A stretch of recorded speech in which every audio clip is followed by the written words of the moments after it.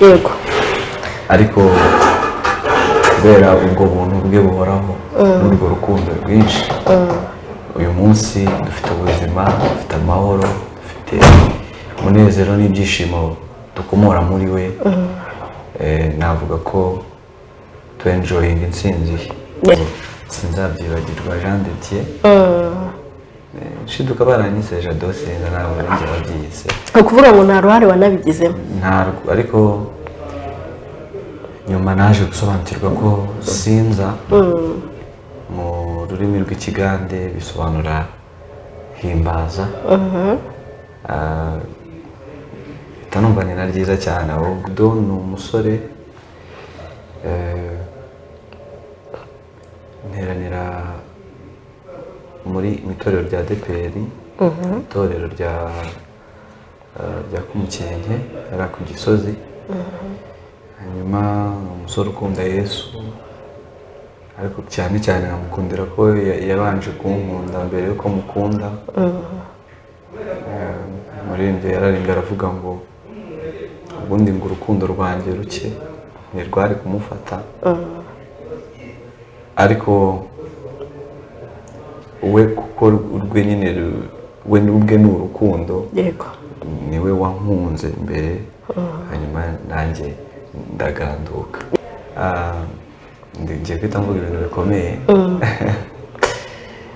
Ubundi twebwe turamugandukira, we aradukunda none twe tukamugandukira, kuko iyo ufashe wenda mu buzima busanzwe umugabo, ijambo ry'Imana rivuga ngo bagabo mukunda abagore banyu.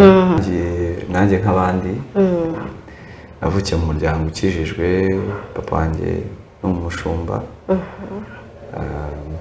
mama wanjye nawe ari umukozi w'Imana, imirimo yose mu nzu y'Imana, ari n'umuvugabutumwa bwiza hirya no hino.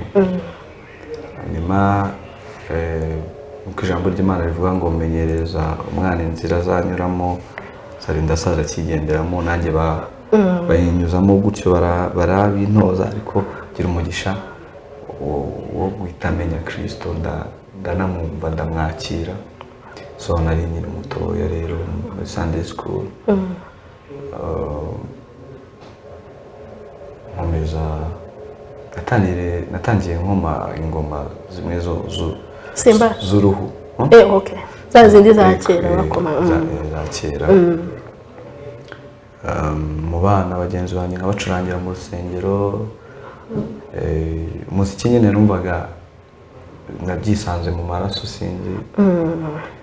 Hanyuma nkomereza muri izo korali, mbadirija w'abana, mba perezida wabo, kugeza ngiye muri korali z'abantu bakuru. Igihe kiragera noneho ntangira kuba umuhanzi. Ntabwo wayivamo, kuko navuga ko ni nk'uko umwana atacika mu rugo. Bari ababyeyi bakureze, bagutoje kumenya Imana, kuyumvira mu buryo bumwe cyangwa ubundi. Ni famiye, ntabwo wava muri famiye. Cyakora inshingano uko zigenda ziba nyinshi, hari igihe utaboneka cyane nk'uko byahoze mbere utaraba umuhanzi. Nk'urugero nk'ubu, hari nk'igihe duhuza amavugabutumwa nakora, usanga wenda bayitumiye Cyangugu, bantumiye ku Gisenyi, kandi wenda bikaba aho bagiye mu bitandukanye. Urumva icyo gihe turumvikana nyine cyane, ko korali nazo ziba zimaze kwiyubaka ku buryo nta cyuho. Watangiye rero kuririmba ku giti cyawe ryari? Natangiye kuririmba ku giti cyanjye 2010, navuga ko natangiye na 2006, ariko neza 2017, kuko ubwo 2016 nari naratangiye kuri codinga, ariko nazisohoye neza ndangije segonderi, kuko nibwo nari mbohotse amasomo nsamwe yashyize ku ruhande. 2017 noneho ndakomeza. Tukivuga ko ntitugiciriweho iteka,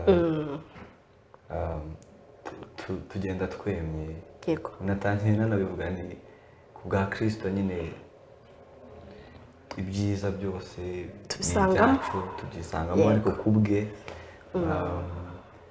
rero nararirimbye ndavuga ngo singicireho iteka ubu ngenda nemye ndi umwana w'Imana kandi ndi umuragwa w'ijuru yego mbiheshejwe n'ubuntu butagira akagero nagiriwe n'Imana Yego. nyir'imbabazi. Nkavuga ngo ntihashimwe Imana harimo ishimwe ry'umwami Yesu tubabona hashimwe Imana se w'umwami wacu Yesu Kristo watugiriye ubuntu akaduhishurira iby'ubwiru bwayo. Muri ubwo bwiru harimo kumenya Kristo. yego Uriya mu kumumenya harimo uramutse umumenye wakiriramo impano z'ibintu byinshi cyane byinshi mbese ni byose ndetse hari umwe waririmbye aravuga ngo yafashe imigisha yose yo mu bumana yibumbira muri Kristo maze iravuga iti mwakiriye impano ya Kristo. yego none nashaka kuvuga ngo tuyishimire nyine iyo mana yaduhishuriye ubwiru buri muri Kristo. Hanyuma harimo urangije ubwiru kugira ngo noneho yuzuze rya sezerano ryo kongera kutwunga n'Imana tugahinduka abana b'Imana. Ajya ku musaraba arapfa arahambwa arazuka kandi umuntu wese umwizeye nawe abambanwa nawe mu kwizera agapfana nawe mu kwizera akabambanwa nawe akazukana nawe mu kwizera. Ijambo ry'Imana rinavuga ngo kuri abo babyizera mu buryo bw'umwuka ubundi twibera no mu ijuru.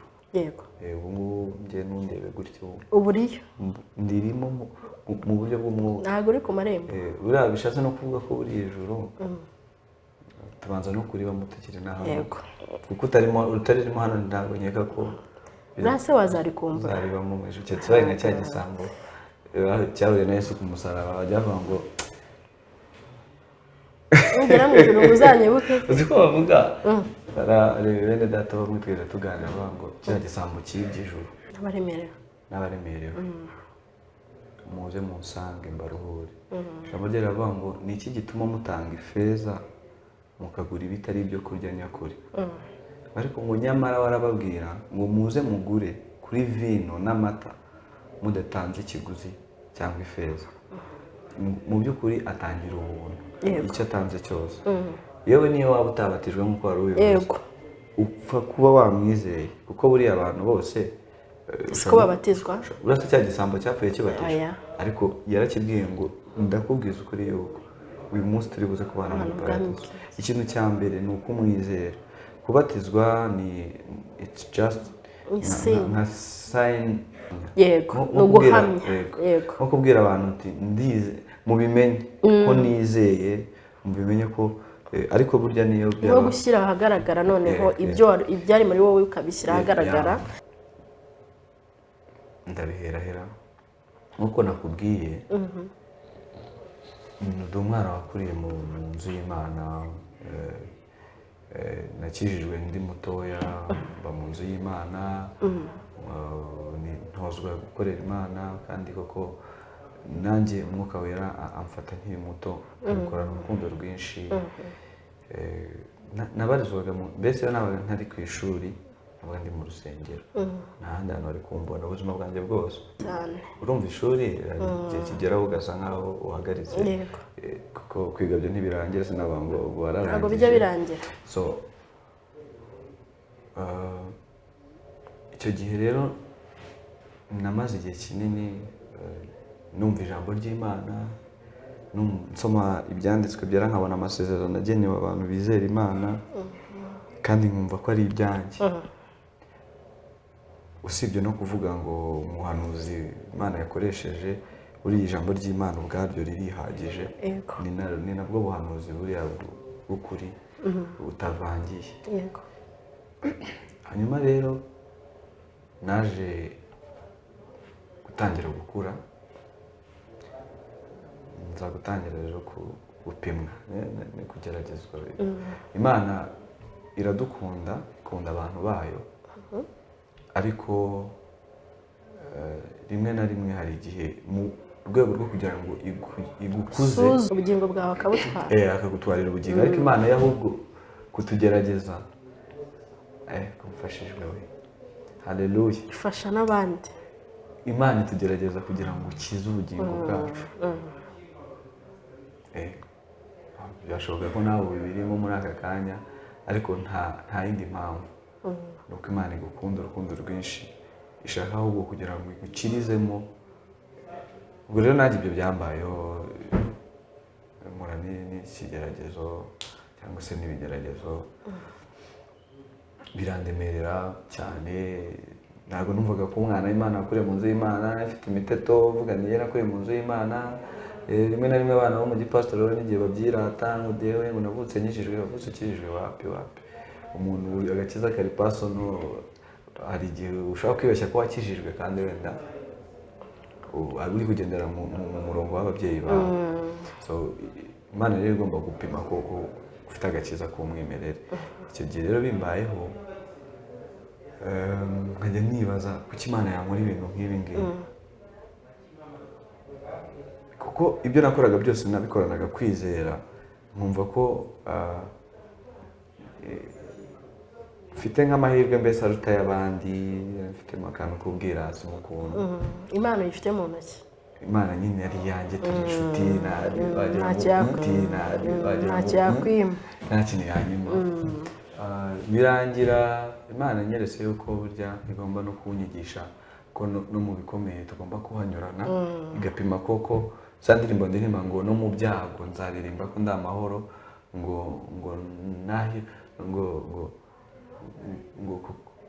Yesu ni umukiza wanjye ndi amahoro, ngo naho ndiho naho napfa nzi ko nkundwa n'Uwiteka, ngo Yesu ampa ibyo nkina byose ndi amahoro. Indirimbo turaziririmba cyane abarokore, ariko hari igihe Imana noneho ikugeza mu gihe ishaka kureba koko ibyo bintu uririmba biri mu mutima n'ubuzima bwawe. Ubwo rero bimbayeho,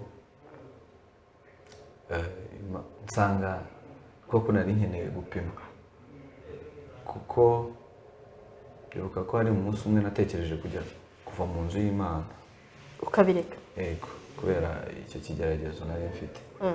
Ndavuga ni n'ubundi basi Imana irayinkojeje isoni, ndeka nigere no muri sekera basi niririmbira indirimbo z'isi, n'ubundi basi nanibone n'ayo mafaranga. Hano muri gospel murabizi bigoye, sibyo? Murabizi kubona amafaranga ni ibintu bitaba byoroshye bese. Ni bya bindi bavuga iby'Imana birya barambije. Abarambiwe bamaze kugenda, bavuye mu nzira. Batashye. Rero nanjye wari warambiwe. Icyo gihe nari namaze gufata umwanzuro, ndavuga nti Imana inkojeje isoni, narayikoreye, narabanye nayo. Mfata n'umwanzuro ndavuga nti ngiye gukora sekera. Ubu ibintu byo kurambya ku Mana cyangwa kurambiriza ku Mana byari byanze? Ndabiretse nsanze, ariko ni Satani wari kunshuka. Yarazaga akakongorera ati rega n'ubundi biriya nta kintu kirimo. Numvaga amajwi nk'ayo kabisa menshi, kuko nabaga ndi ahantu ndyamye, mfite amarira, mfite agahinda, nta muntu nshaka n'umwe, mfite depression. Biri kubwira ngo ariko wabiretse?